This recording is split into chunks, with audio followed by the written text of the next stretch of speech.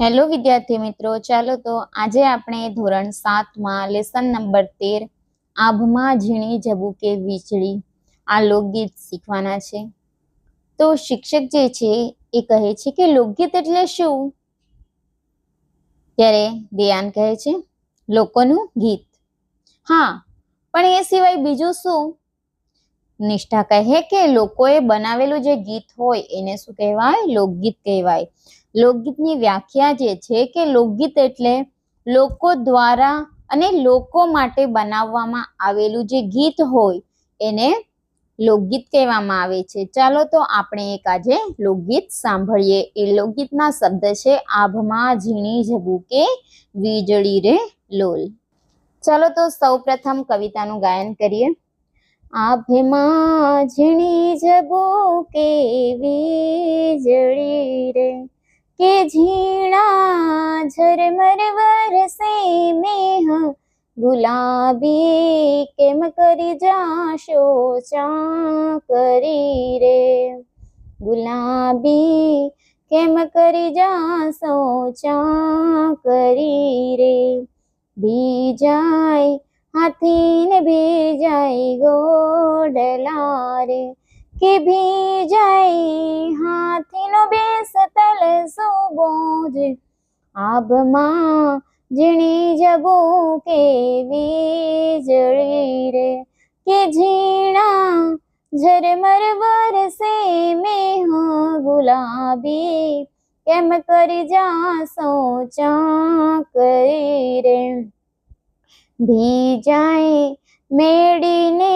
ભીજાય માળિયા રે કે ભીજાય મેડીની બેસતલ રાણી ગુલાબી કેમ કરી જાશો ચાકરી રે આભમાં ઝીણી ઝબૂકે વીજળી રે ભીજાય બારીને ભીંજાય બંગલા રે કે ભીંજાય બારીનો બેસતલ શોભો ગુલાબી કેમ કરી જાશો ચાકરી રે આભમાં ઝીણી ઝબૂકે વીજળી રે આભમાં ઝીણી ઝબૂકે વીજળી રે કે ઝીણા ઝરમર વરસે મેહ ગુલાબી કેમ કરી જાશો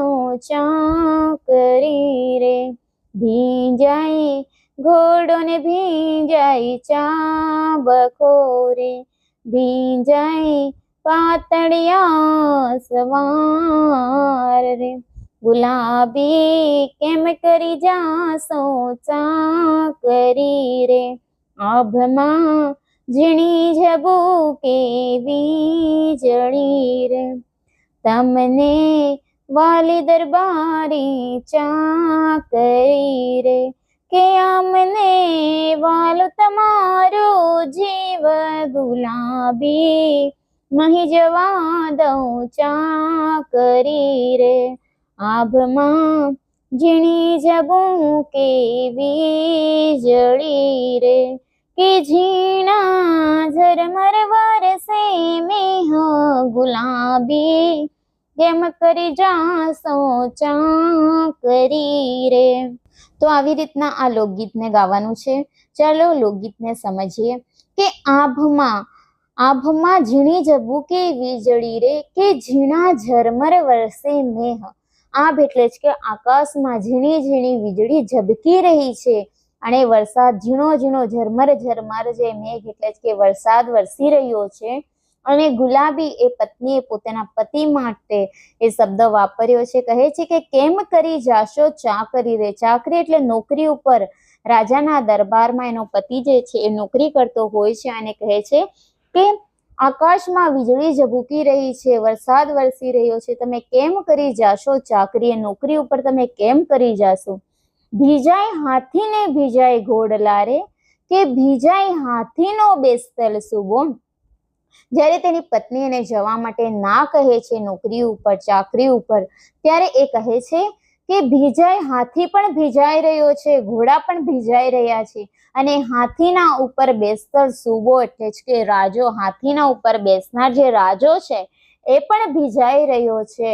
તો હું કેમ નહીં જઉં નોકરી પર? ગુલાબી કેમ કરી જાશો ચાકરી રે, આભમાં ઝીણી ઝબૂકે વીજળી રે. વારંવાર એના પતિને જે છે નોકરી ઉપર જવા માટે એ રોકે છે અને એ એની હાથ પકડીને બેસે છે. કહે છે કે રાજો ભીજાય છે, રાજા ઉપર, રાજાના ઘોડા, હાથી બધું ભીંજાઈ રહ્યું છે, હું કેમ નોકરી ઉપર નહીં જાઉં? ભીજાય મેડીને ભીજાય માળિયા રે, કે ભીજાય મેડીની બેસલ રાણી. કહે છે કે મેડી, મેડી એટલે જે પાલખી હોય એ પાલખી ભીંજાઈ રહી છે, પાલખીમાં બેસનાર જે રાણી છે એ ભીંજાઈ રહી છે.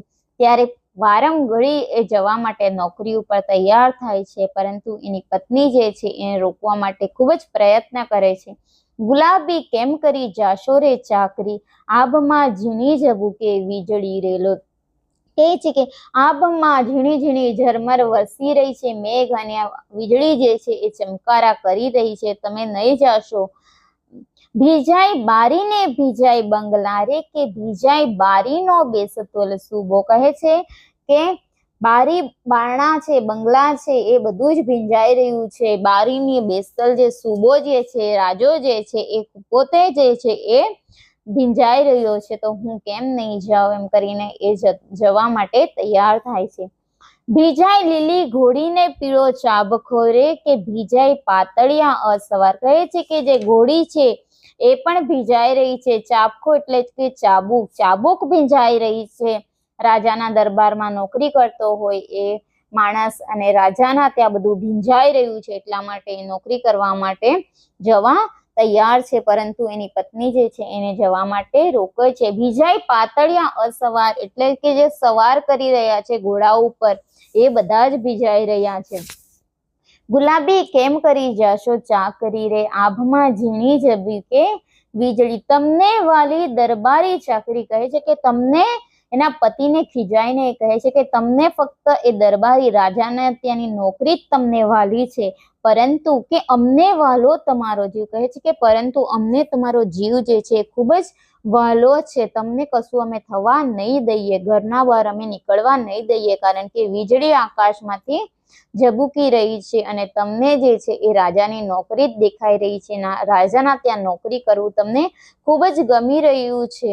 ગુલાબી નહીં જવા દઉં ચાકરી. કહે તે એની પત્ની કે કંઈ પણ થઈ જાય, પરંતુ હું તમને આજે નહીં જવા દઉં, કારણ કે તમારો જીવ જે છે, તમારી કાળજી અમને, તમારથી વધારે અમને તમારી કાળજી છે, તમને કશું થઈ જાય એ અમને ચાલશે નહીં, એટલા માટે એ જવા માટે એને રોકે છે. તો આ લોકગીત જે છે એ એક લોકો દ્વારા બનાવેલું, લોકો માટે એ એક વાર્તા સ્વરૂપ જે છે એ કવિતામાં આપવામાં આવે એને લોકગીત કહેવામાં આવે છે. તો આજે આપણે આ આભમાં ઝીણી ઝબૂકે વીજળી જે સાંસારિક પ્રેમ જે છે એનું મહત્વ આપણને સમજાય છે, કે પતિ પત્ની વચ્ચેનો જે પ્રેમ છે એ પત્ની જે છે એના પતિની કેટલી કાળજી કરે છે અને એને જવા માટે ના પાડે છે. તો એ સાંસારિક પ્રેમનું મહત્વ આ કવિતામાંથી આપણને સમજવા મળે છે. ધન્યવાદ.